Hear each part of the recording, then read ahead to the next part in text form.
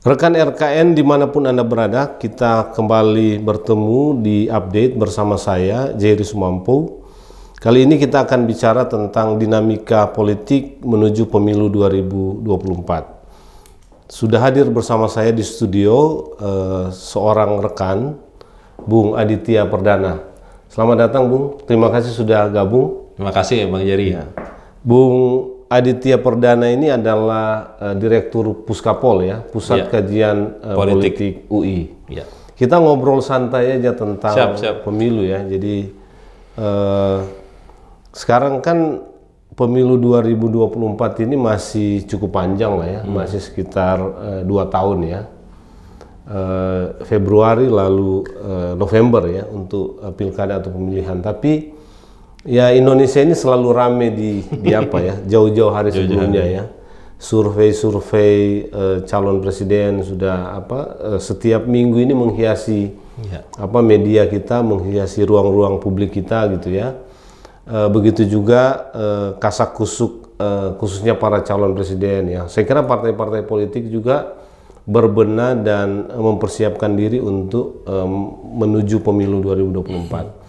Ada beberapa partai baru gitu ya, ada yang partai baru sama sekali, ada partai lama tapi menggunakan nama baru gitu kan, ada partai lama dengan nama yang sama tapi harus bertarung lagi untuk masuk ke pendaftaran di verifikasi di KPU supaya bisa menjadi peserta pemilu. Nah dinamikanya begitu. Kalau Bung Aditya ini menilai atau menganalisis ini ini fenomena yang biasa gitu ya, atau ada sesuatu yang baru ya yang bisa kita bandingkan misalnya dengan pemilu-pemilu sebelumnya gitu. Karena yang paling menyolok sekarang kan sebetulnya di pemilu 2024 itu penggunaan media misalnya ya, itu sudah relatif berbeda dengan yang lalu ya gitu. Dulu survei ada tapi masih jarang-jarang ya. Bung Adit juga pelaku survei kan sebetulnya. Dulu pernah ada di lembaga survei sebelum ini. Nah tapi kalau lihat fenomena atau dinamika politik kita sekarang menuju 2024 dibanding dengan yang dulu gitu ya, ada yang beda nggak sih gitu? Iya, kalau saya sih ngelihat pemilu kita itu kayak siklus ya. Nah itu dia, justru itu. Siklus yang 5 tahunan yang semua teknis kepemiluannya kita sudah mengikuti. Betul. Pesertanya gitu ya. Terus kemudian pencalonannya kita akan mengikuti dan kita paham soal itu. Tapi yang menarik menurut saya adalah di setiap pemilu itu kita lihat ada 10 tahunan yang mungkin akan berbeda Bang Jerry. 10 tahunan dalam konteks pemilu presiden ya. Calon akan berganti nih. Calon akan berganti 10 tahunan atau 5 tahunan gitu, dan dinamika dari sisi dinamika politiknya itu akan menjadi menarik. Ya, yang saya perhatikan hari ini menjelang 2024 dinamikanya akan menarik adalah siapa yang akan menjadi penggantinya Pak Jokowi. Itu yang membedakan dengan 5 tahun lalu misalnya ya. Itu yang akan membedakan dengan yang lain. Pada sisi yang lain yang juga membedakan adalah ini adalah satu siklus yang kemudian kita akan bertanya penggantinya Pak Jokowi itu akan berasal dari orang-orang baru atau orang-orang lama gitu. Jadi kita kan masih berputar di situ, orang baru dalam pengertian tokoh-tokoh politik yang relatif baru dari bawah gitu ya, dari provinsi, dari daerah ataupun para menteri-menteri yang baru gitu ya, atau memang orang-orang lama yang sebelumnya masih ikutan pertarungan lagi atau enggak, itu satu hal ya. Dari sisi dinamika kompetisinya. Kalau lihat dari situ kan sebetulnya yang lama ini tinggal Pak Prabowo ya. Betul. Kalau yang untuk calon presiden. Ya artinya kan itu kita masih jadi pertanyaan ya, apakah memang masih ikutan atau tidak ya. Tapi dinamikanya masih ada orang lama dan orang baru gitu ya di dalam konteks kompetisi pemilu. Nah, yang kedua yang tadi Bang Jerry bilang dari sisi penggunaan media itu memang ada banyak perubahan drastis ya. Untuk branding, untuk pencitraan. Ya betul. Karena kita sudah bergeser cukup dahsyat juga nih urusan di sosial media. Kelihatannya para calon ataupun semuanya itu mulai bergeser ke penggunaan sosial media secara intensif ya. Kalau dulu mungkin 10 tahun atau 15 tahun lalu mereka masih aktif dengan menggunakan kampanye akbar gitu ya, bertemu dengan ratusan ribuan orang gitu ya. Sekarang mereka mungkin hari ini sudah mulai memikirkan gimana caranya menggunakan YouTube, menggunakan Facebook dan segala macam, dan kemudian memaksimalkan di situ. Jadi dua itu yang saya pikir agak berbeda, ya? Mungkin kita akan melihat setiap pemilu akan beda-beda lagi nanti. Dinamikanya gitu. Iya, memang media sosial ini akan menjadi pembeda yang utama ya. Apalagi sebetulnya di masa pandemi kita kita mengalami percepatan penggunaan media sosial atau katakanlah teknologi digital ya. Karena dulu misalnya di pemilu 2019 masih agak sulit kita membayangkan kegiatan-kegiatan itu dibuat secara hybrid ya. Kalau sekarang hampir nggak mungkin gitu. Semua kegiatan yang luring aja itu selalu ada ada online-nya kan gitu ya. Jadi ini saya nggak tahu, kita nanti akan menunggu ya bagaimana itu digunakan di pemilu. Nah, tapi yang penting sebetulnya begini. Kalau saya ya gitu. Tantangan kita itu adalah bagaimana membuat pemilu 2024 itu berbeda dengan pemilu yang lalu, paling tidak membosankan ya. Karena tadi Mas Adit bilang soal kita nggak mau lagi lah berkutat terlalu banyak energi dengan soal-soal yang sifatnya teknis gitu ya. Mestinya kan itu sudah selesai ya. Nah, kalau kita membayangkan seperti itu, kira-kira optimis nggak ya? Ada isu yang lebih substansial katakanlah ya, yang lebih mendalam ya, ketimbang kita berpolemik atau berdebat soal-soal yang sifatnya teknis. Apalagi dengan media sosial ini. Gitu. Kalau ditanya optimis atau tidak optimis, saya merasa masih sulit untuk mengatakan optimis, tidak mengatakan tidak sepenuhnya tidak optimis ya. Maksudnya kita masih mau bergeser ke optimis ke tidak optimis, masih ada di tengah-tengahnya gitu ya. Kenapa? Karena ada banyak faktor, misalkan terkait dengan dinamika kompetisi ya, kompetisi pencalonan presiden, partai politik dan segala macam. Kita menghadapi satu situasi di mana ketokohan figur politik itu menjadi sangat dominan di dalam politik kita. Masih kuat ya. Masih kuat, sehingga kemudian jualan di dalam kampanye, jualan gagasan, pencitraan diri seseorang itu jauh lebih penting ketimbang gagasan ide, program yang mau ditawarkan oleh partai politik ataupun si kandidat. Nah, itu masih PR, Bang. Itu masih PR kita gitu ya. Jadi mau itu nanti capres, calon gubernur, calon wali kota ataupun calon anggota legislatif, dia masih ingin menonjolkan sosok individualnya gitu ya, karismanya, kedekatan dengan siapa tokoh tertentu, anaknya siapa dan segala macam. Itu masih PR itu, bukan PR ya, itu masih tantangan yang kita hadapi hari ini gitu ya. Karena saya sendiri melihat ya bahwa perdebatan atau ruang untuk bercakap-cakap tentang hal yang administratif sifatnya itu membuat ruang kita untuk menuntut gagasan kepada para calon atau partai politik ya itu menjadi lebih kecil gitu. Dan saya kira calon dan partai politik senang-senang aja itu. Itu karena orang lalu lupa untuk menuntut gagasanmu apa sih untuk mimpin negara ini 5 tahun ke depan setelah pemilu kan gitu ya. Gitu. Orang masih mau berlomba-lomba untuk mengatakan misalkan contoh calon independen gitu ya. Itu yang mau dipenuhi syarat minimalnya itu berapa untuk pengumpulan KTP dan segala macam misalkan. Betul ya. Terus kemudian persyaratan untuk calon kepala daerah minimumnya berapa persen gitu, atau presidensial threshold untuk pencalonan dan segala macam.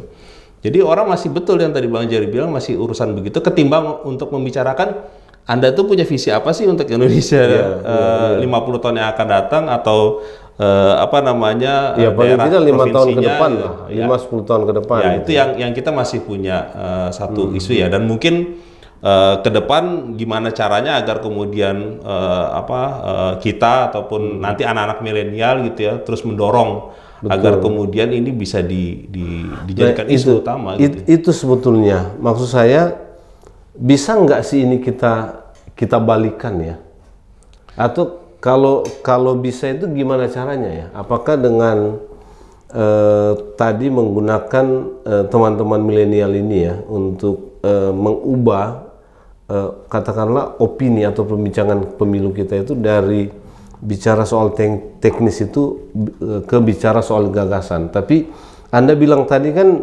figur kuat sekali ya. Seringkali kekuatan figur itu lalu membuat atau menegasikan percakapan atau wacana-wacana yang kita dorong tentang bagaimana gagasannya, bagaimana idemu, bagaimana satu hal yang saya meyakini dan optimis ya Bang Jerry adalah anak-anak milenial itu sebenarnya mengikuti dan punya kepedulian terhadap politik. Ya. Nah, justru itu satu hal yang saya perhatikan ya, karena indikasinya apa? Contoh misalkan isu kemarin penundaan pemilu, terus kemudian tahun 2019 undang-undang KPK, Omnibus Law dan sebagainya, itu kan anak-anak mahasiswa yang bergerak ya. Betul. Jadi artinya kita masih punya harapan besar soal itu ya. Jadi sekarang bagaimana kita yang generasi kolonial di atas milenial ini yang memberi bahan bakar kepada anak-anak milenial untuk selalu mengatakan bahwa challenge, menantang para politisi untuk mengatakan bahwa kami butuh politik yang istilahnya ya, yang butuh substansi, gagasan, ide gitu. Karena gini Bang Jerry, anak-anak milenial itu mereka kan sebenarnya sederhana untuk memikirkan apa yang mereka inginkan hari ini, ya, yang terjadi hari ini kebutuhannya, yang mereka. Jadi kalau diperhatikan di demo-demonya mereka tuh Bang Jerry, mereka tuh hanya bilang spanduk-spanduk atau apa itu hanya mereka bilang pekerjaan, pendidikan dan masa depan mereka apa. Jadi sekarang kita hanya ingin menantang para politisi atau partai politik, pikirkan ini saja untuk kebutuhan milenial ke depan. Dan itu jadi agendanya buat pemilu 2024 misalkan untuk dipikirkan secara serius dan pasti akan terkoneksi dengan kebutuhan masa depannya mereka sebagai orang-orang yang akan mengisi hari-hari Indonesia ke depan gitu kan. Memang ini kan jadi tantangan yang berat ya, karena kalau kita lihat tidak begitu mudah sebetulnya. Ada, saya kira ada pembentukan opini ya untuk mengalihkan perhatian masyarakat terhadap hal-hal yang sifatnya substansial. Kita punya pengalaman tentang undang-undang Omnibus Law gitu ya. Perhatian publik tentang substansinya itu kan menjadi kecil ya. Ada beberapa undang-undang. Begitu juga kalau menurut saya demo mahasiswa yang kemarin itu, yang beberapa waktu yang lalu, yang ingin menuntut 4 hal itu ya, itu kan nggak muncul juga substansinya tuh. Itu kalau kita lihat ya. Padahal ini kan diorganisir seluruh Indonesia gitu. Jadi mungkin ada kekuatan yang selalu mengatur opini ya. Ada nggak sih ya? Kalau menurut mengatur opini kita itu supaya kita nggak masuk ke hal-hal yang sifatnya lebih substansial, yang mungkin ada sedikit bahayanya bagi pemerintah ya. Itu kan isu kemarin kan nggak yang demo mahasiswa itu kan 4 isunya tuh, penundaan pemilu, tidak setuju 3 periode, kenaikan BBM, minyak goreng. Ini isunya nggak muncul nih. Itu padahal demo mahasiswa waktu itu luar biasa karena dia berlangsung di hampir seluruh wilayah Indonesia gitu. Nah, ini ada apa kira-kira ya kalau menurut Bung Adit ini? Ya, saya pikir gini, maksudnya dalam konteks taruhlah kita ngelihat menatap sampai pemilu 2024 ya, dan kemudian bagaimana harapannya anak-anak milenial atau generasi milenial terhadap pemilu isu-isunya yang strategis itu apa. Saya pikir ini nanti bisa lah untuk kemudian diatur gitu ya. Diatur tuh dalam pengertian agar kemudian yang muncul adalah yang sifatnya substansial. Betul. Karena pertanyaannya kemudian adalah bagaimana respon para politisi dan partai politik itu melihat perkembangan yang terjadi ya. 2 isu yang tadi soal BBM dan juga minyak goreng itu sebenarnya sudah menyinggung sesuatu yang substansial. Betul. Gitu ya. Karena itu menyangkut terkait dengan kritik mereka terhadap kinerja pemerintah dalam kondisi ekonomi, gitu ya Bang Jerry. Jadi kita tahu di pandemi sudah menurun gitu ya, tapi ketika ini terjadi kondisi ekonomi yang banyak orang teriak dan mereka menyuarakan itu. Jadi ternyata harapan itu sebenarnya ada Bang Jerry. Cuma mengkapitalisasi dan mencoba mengkonseptualisasinya agar kemudian ini menjadi kebutuhan banyak orang gitu ya, dan harus diamplifikasi. Kalau zaman sekarang anak-anak bilang itu amplifikasi menjadi isu-isu substansial, itu seharusnya bisa jadi jauh lebih kuat. Itu juga tantangannya, artinya bagaimana mengemasnya dia menjadi sebuah kekuatan yang bisa mendorong ada perubahan. Kan itu yang menurut saya sih nggak terjadi kemarin tuh. Ya, yang jadi catatan itu kan kemudian yang kita coba mencari koneksinya adalah dengan cerita demonstrasi itu, yang taruhlah misalkan dua isu itu adalah masih berkaitan dengan substansial, dan kemudian ada hasil survei yang mengatakan kinerjanya Pak Jokowi itu agak sedikit turun. Mungkin itu bisa jadi terkoneksi ya. Saya nggak bisa untuk mengatakan bahwa itu bisa ada kaitannya ya, karena tapi paling tidak kalau ini kemudian bisa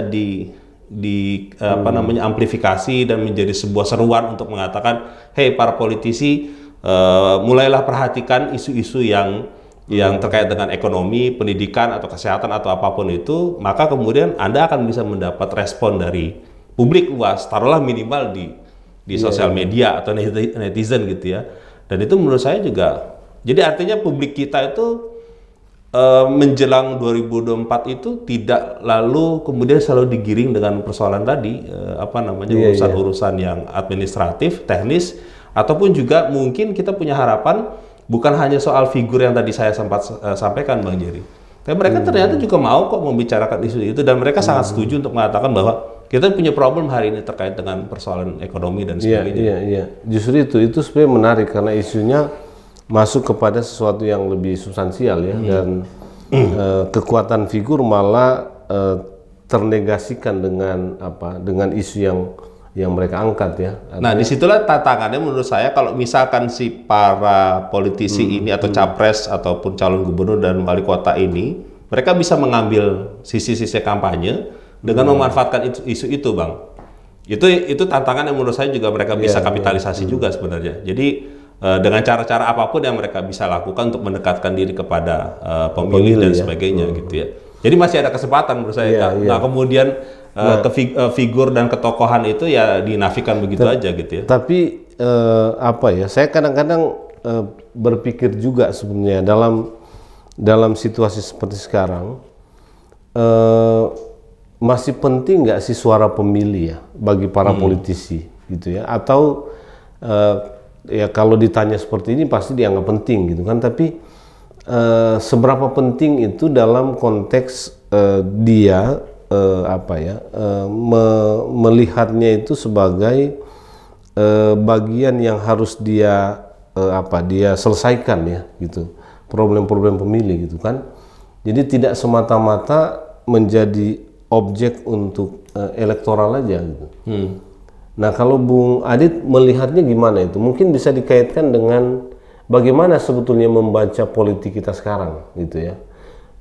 Penting ini menurut saya untuk pemilih ya, gitu, supaya dia nggak terjebak kepada kutub-kutub tadi menjadi objek elektoral semata gitu ya, tapi suaranya betul-betul penting, dan para politisi itu mendengar dan kemudian mendorong itu menjadi sesuatu yang bermanfaat bagi kepentingan pemilih gitu. Salah satu problemnya kan mungkin kita masih ada dalam sistem pemilu yang saat ini proporsional dengan mekanisme mayoritas suara terbanyak ya. Artinya tadi muncul ketokohan, kepopuleran dari tokoh di caleg-caleg ini menjadi lebih dominan. Calon-calon ya. Dia akan lebih mikirin soal dirinya sendiri ketimbang mikirin dapilnya ataupun konstituennya gitu ya. Maka kemudian yang tadi Bang Jerry bilang objek elektoral itu jadi jauh lebih penting ketimbang soal bagaimana memelihara konstituen sesuai dengan isu-isunya dan sebagainya. Itu menurut saya satu isu yang mungkin nanti satu saat kita akan bisa diskusi lebih banyak. Revisi sistem kepemiluan kita akan mau kayak apa gitu ya. Yang kedua memang saya sendiri merasa bahwa tidak bisa dinafikan juga bahwa itu tantangan di banyak tempat, banyak negara termasuk kita gitu. Bagaimana mencoba membalancing antara ketokohan, figur dengan isu-isu yang substansial gitu. Artinya saat ini partai politik atau politisi itu ya mereka harus bertarung untuk memikirkan konstituen atas dasar yang substansial itu ya, nggak semata-mata kemudian mikirin hanya untuk dirinya sendiri aja gitu ya. Nah itu kalau apa kan sebetulnya salah satu yang bisa mengubah cara berpikir partai politik atau para calon ya, itu adalah masyarakatnya sendiri kan. Itu kalau orang kritis terhadap apa yang disampaikan oleh para calon, apa yang disampaikan oleh para partai politik gitu ya, paling tidak dia kritis untuk melihat ini Anda ini hanya ingin suara kami, tapi kemudian implementasinya nggak ada. Itu kan efeknya bagi kesejahteraan masyarakat mungkin kecil ya gitu. Nah maksud saya kalau kapasitas pemilih kita sudah sampai ke sana, mungkin bisa lebih mendorong partai politik dan para calon itu lebih berpikir bahwa ini memang penting pemilih kalau kita nggak lakukan apa-apa gitu. Tapi apakah memang levelnya sudah bisa ke sana di 2024 itu untuk pemilih kita? Masalahnya kita nggak punya mekanisme untuk punishment ya. Punishment dari pemilih. Kan mesti, ya, itu yang saya maksud kan, kalau pemilih kritis itu kan kita bisa berasumsi atau berharap nanti dia beri punishment gitu. Iya, itu problemnya. Makanya kita sistem kita di partai politik ataupun di sistem pemilu kita kan nggak ada mekanisme punishment bahwa kalau anggota dewan incumbent ya yang dia tidak terbukti atau bahkan misalkan korupsi gitu ya, paling tidak partai dia nyalon lagi kemudian di punishment atau dihukum gitu ya. Nah ini kan kita nggak punya mekanisme itu. Maksudnya nggak punya itu maksudnya gimana? Nggak punya itu dalam pengertian kalau misalkan dia tidak terbukti untuk bisa berbuat banyak gitu ya terhadap konstituennya gitu ya. Artinya di dalam partai kan mestinya bisa ngebangun sistem mekanisme itu ya. Partai itu kan kecenderungannya adalah dia akan memilih calon-calon yang memang potensial untuk meraih suara terbanyak gitu tanpa memperhitungkan mekanisme yang tadi saya bilang. Kalau dia kinerjanya positif seharusnya dia bisa dipertahankan. Kalau yang tidak gitu ya, meskipun dia populer elektabilitasnya bagus gitu ya, mestinya dipindah atau digeser atau apa gitu ya. Nah ini kan nggak ada gitu. Di sistem pemilu kita juga nggak ada gitu ya. Betul. Jadi sehingga kita punya problem juga di situ ya. Ya nggak ada yang bisa meyakinkan bahwa orang ini dia di dapil ini berikutnya dia tetap di situ. Ya atau misalkan tadi seperti Bang Jerry bilang, pemilih atau konstituennya di dapil itu bisa bersuara kepada partai politik orang tersebut dan mengatakan ini orang ini nggak pernah kontribusi apapun. Nah itu mestinya partai kan mempertimbangkan itu untuk kemudian bisa dipertahankan atau dicoret namanya dalam daftar caleg gitu ya. Kalau misalkan mekanisme itu ada, maka kemudian caleg dia akan berupaya keras untuk bisa mempertahankan itu gitu. Nah itu mekanisme itu kan selama ini kan nggak pasar bebas Bang Jerry. Bebas ya. Jadi gitu. Siapa saja bisa ada di situ, kemudian orang yang baik juga disukai masyarakat tiba-tiba pindah di sebelah gitu ya. Jadi nggak ada mekanisme pertanggungjawaban antara pemilih dengan calon gitu. Begitu juga dengan partai politik ya, sehingga punishment itu juga jadi sulit dijalankan oleh para pemilih gitu. Iya betul. Makanya pemilih juga mau bilang apa gitu ya, dia akan punya rasionalitasnya. Ya udah kalau emang dia masih memberi benefit dalam konteks yang lain dalam hal ini kemudian dia akan kasih uang gitu ya, maka ya dia akan oke-oke aja, padahal mestinya dia bisa melakukan punishment itu gitu. Iya memang serba salah ini kita ini karena sistem kita tidak berubah, kita masih pakai undang-undang yang sama gitu ya. Nah tapi kira-kira ya Mas Adit ini, bagaimana melakukan rekayasa supaya opini pemilih itu bisa berubah gitu? Mungkin memang agak pendek waktunya ya, meskipun sekitar 2 tahun, tapi kelihatannya agak sulit ya. Tapi ada nggak sih kira-kira mungkin berdasarkan penelitian atau apa yang dikerjakan oleh Puskapol itu bisa memberi inspirasi untuk kita berpikir tentang bagaimana melakukan sesuatu sehingga pemilih kita ini lebih lebih berdaya dan lebih kuat gitu loh. Saya menduga salah satu cara yang mungkin ya efektif adalah lewat sosial media, kampanye lewat sosial media. Kita bisa berkreasi gitu ya dengan forum seperti ini gitu ya, entah atau podcast lain ataupun gitu ya. Kita bisa memberdayakan publik masyarakat gitu ya untuk mengatakan bahwa mereka bisa tadi satu soal menghukum. Iya, orang caleg gitu ya. Kalau nggak caleg kan sebenarnya partai politik bisa gitu dihukum. Yang lebih mudah sebenarnya partai politik ya. Betul gitu. Jadi partainya nggak usah dipilih gitu ya. Ya, yang misalnya gitu ya. Nah itu satu cara gitu ya, mengedukasi publik dengan sosial media yang saya pikir hari ini kan kita mulai bergeser Bang. Yang tadi di awal kita bicarakan itu. Hari ini kita mulai bergeser, maka pembicaraan kita mestinya kontennya banyaknya di situ. Betul. Bahkan kayak YouTube aja misalkan sudah adalah nomor satunya di Indonesia gitu ya untuk konteks itu.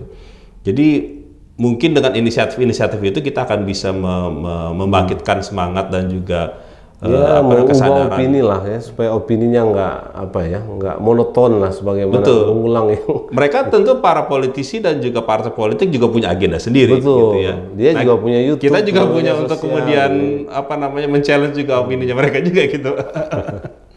Gitu. Iya, ini memang tantangannya besar ya, tapi kan saya kira kita ingin supaya pemilu itu tidak sama seperti dulu ya, kita berdebat di soal yang sama.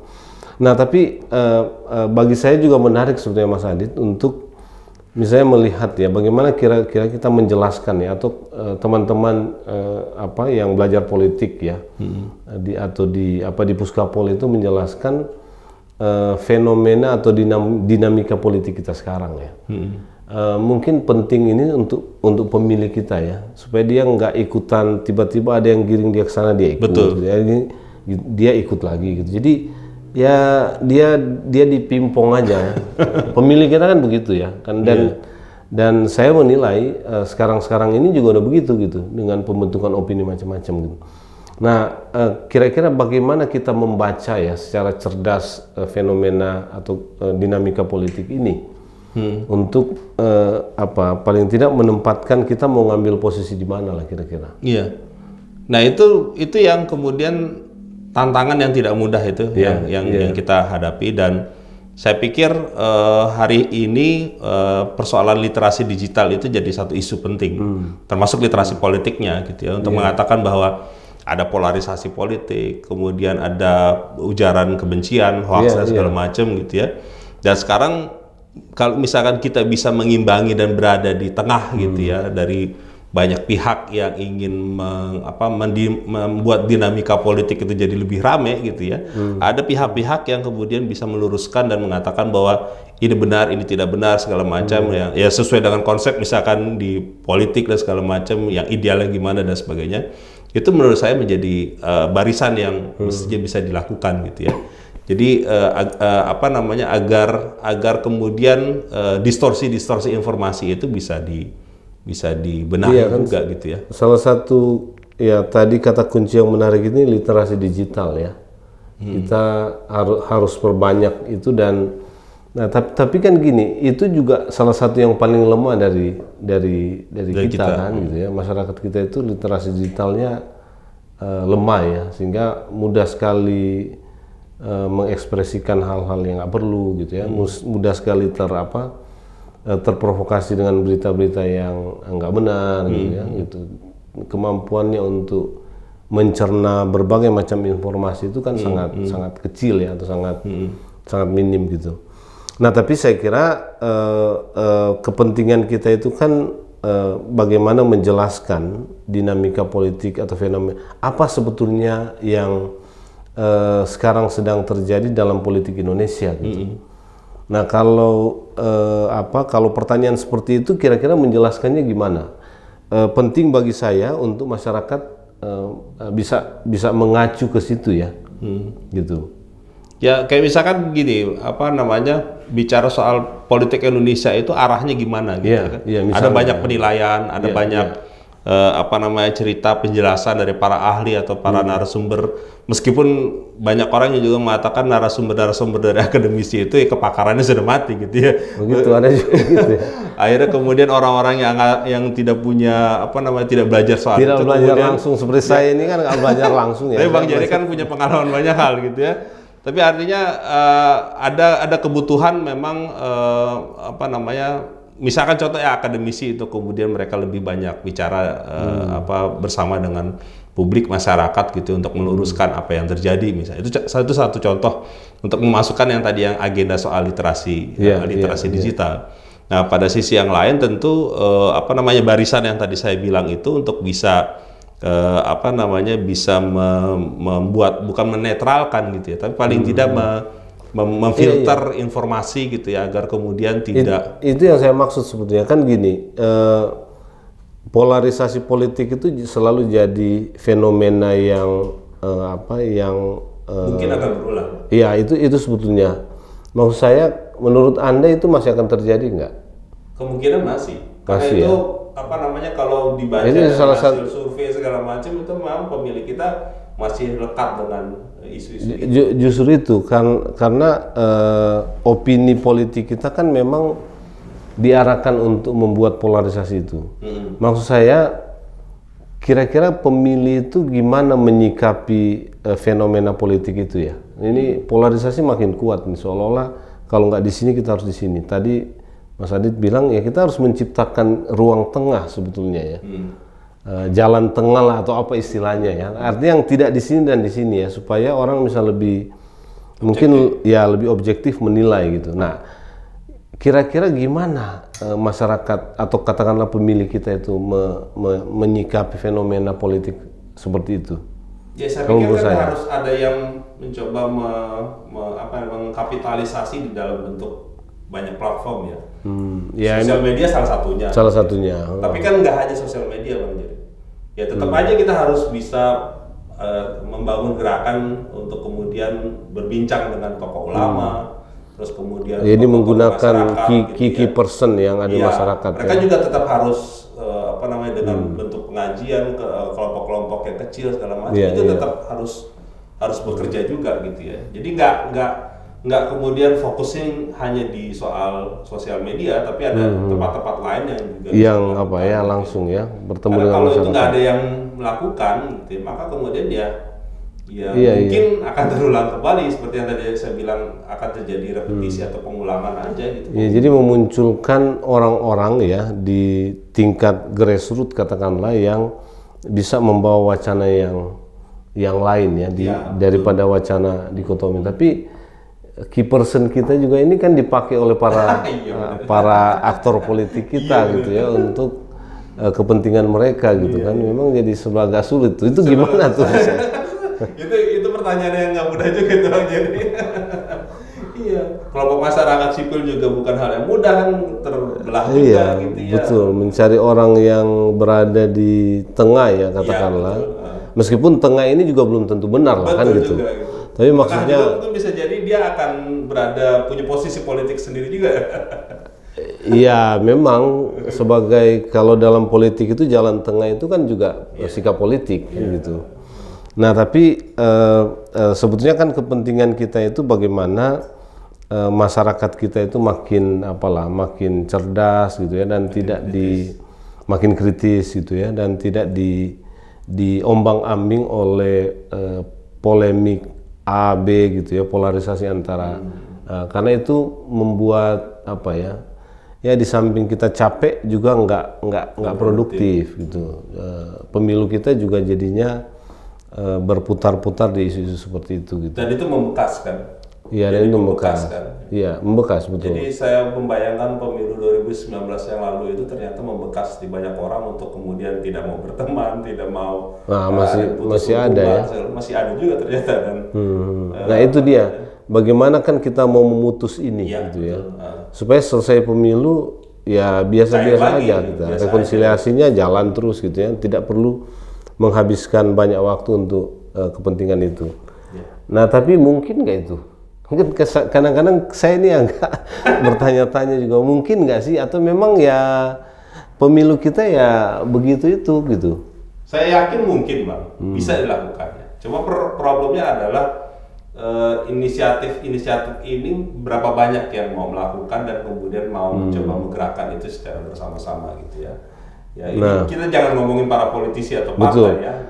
Ini kan tadi kita sudah menyebut atau Anda sudah menyebut ada kelompok muda lewat media sosial. Lah artinya katakanlah kelompok ya atau kategori elemen masyarakat yang bisa melakukan itu ya tadi ya.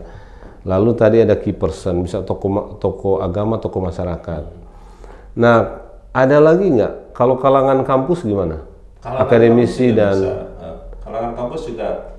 Kalangan kampus menurut saya juga sedang dalam posisi yang menantikan juga menurut saya dalam konteks itu ya, karena punya kekhawatiran yang luar biasa juga kemarin dalam konteks pemilu 2019. Jadi inisiatif itu memang harus dimulai oleh banyak kelompok ya, jadi bisa dilakukan secara berbarengan.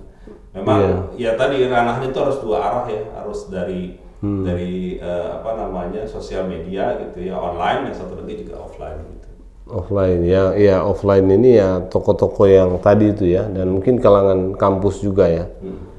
Itu jadi ada 3 kelompok sudah kita sebut ini ya, yang bisa katakanlah merubah opini itu menjadi lebih produktif lah dan lebih sehat gitu ya, lebih rasional, lebih objektif. Kalau gitu. Media, saya pikir. Nah ini yang mau saya tanya. Media independen itu ya dengan cara begini ya, dengan YouTube gitu ya. Media sendiri lah ya. Media sendiri kan juga dia punya keberpihakan. Kalau media-media mainstream ini gimana? Ya media mainstream ini kan agak sulitnya kan ada keberpihakan juga yang bisa kita baca situasinya gitu ya.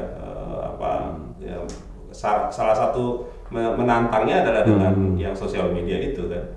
Jadi memang ruang itu mungkin harus diperbanyak lewat media sosial ya, karena media-media mainstream ini pemiliknya juga aktor politik semua gitu ya, baik individu maupun korporasi ya. Gitu. Jadi sebetulnya dengan media sosial ini ruang bermain masyarakat itu lebih luas ya, lebih bebas. Tinggal bagaimana menumbuhkan sense sikap kritis, rasional untuk merespon ya, meskipun kadang-kadang harus berbalas pantun juga, karena kadang-kadang di tengah itu sering dicap kanan juga, atau dicap kiri, atau dicap ke A, dicap ke B gitu ya. Jadi itu sebetulnya yang tadi saya bilang, psikologi masyarakat kita ini memang sekarang tidak sehat ya, dan karena itu tidak mudah mendorong isu-isu yang sifatnya lebih substansial tadi gitu. Gitu. Jadi ya memang tantangan kita masih panjang ya. Tapi kita akan terus ketemu untuk bicara seperti ini gitu ya, karena kita harus mengisi ruang-ruangnya gitu ya. Nah, terakhir sebelum kita tutup dan kita akhiri, ada yang mungkin perlu dipertegas lagi atau dikatakan? Ya, saya pikir kita punya banyak harapan ya terhadap pemilu 2024 gitu ya. Mudah-mudahan pemilu 2024 itu pertama paling tidak kita bisa menghadirkan kompetisi pemilu yang lebih adil gitu ya buat semua pihak gitu ya. Yang kedua tadi dari perbincangan kita, mudah-mudahan juga ini kita bisa mewarnai ruang-ruang yang dikompetisikan gitu ya, dengan polarisasi politik dan segala macam, itu bisa tadi ruang tengah itu mudah-mudahan bisa semakin separak lah nanti ke depan. Mudah-mudahan.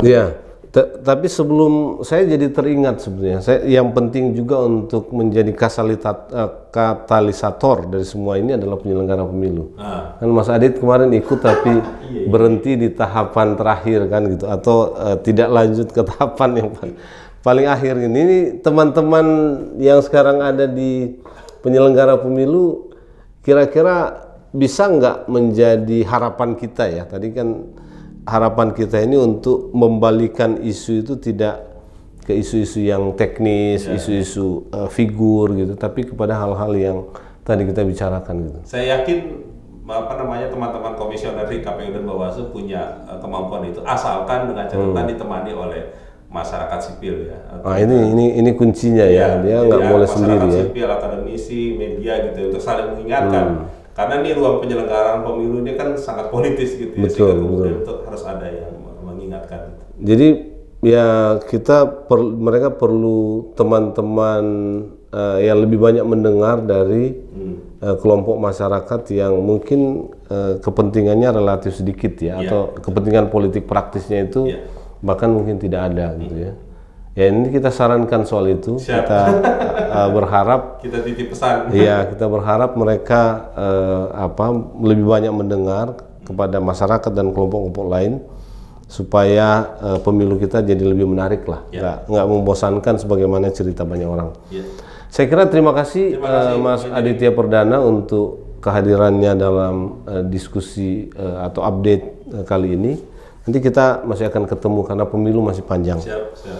Sobat RKN, demikian percakapan saya dengan Bung atau Mas Aditya Perdana, Direktur Puskapol. Banyak hal kita bicarakan gitu ya, bagaimana membuat pemilu 2024 itu menjadi pemilu yang lebih baik dari pemilu-pemilu sebelumnya.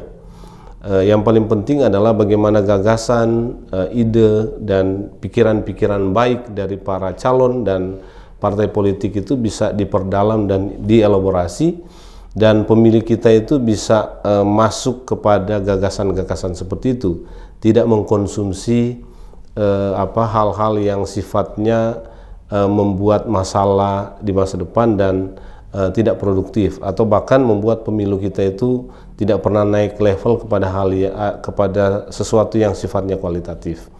Terima kasih. Saya Jerry Sumampo, kita bertemu kembali dalam update berikutnya.